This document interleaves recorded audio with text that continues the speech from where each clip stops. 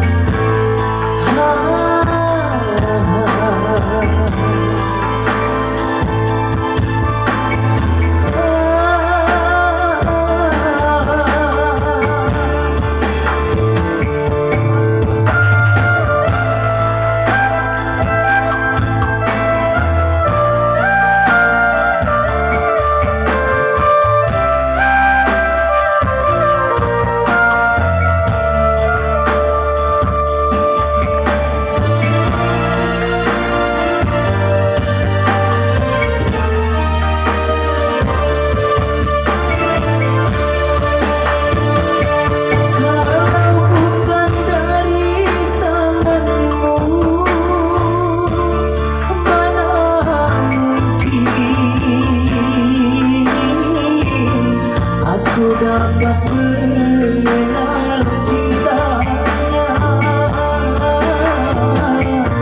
aku dapat mengenal kasihnya.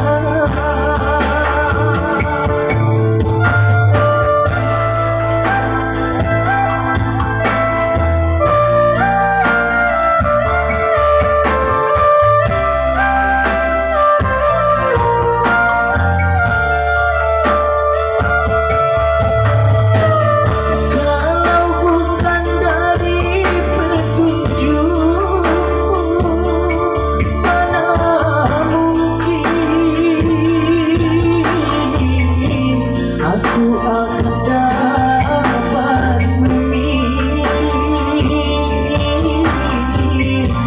di antara orang yang ku cinta. Semua ku serahkan padamu karena mati hidupmu ada di tanganmu,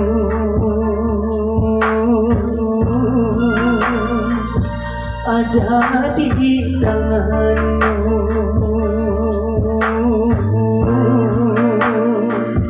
ada di tanganmu.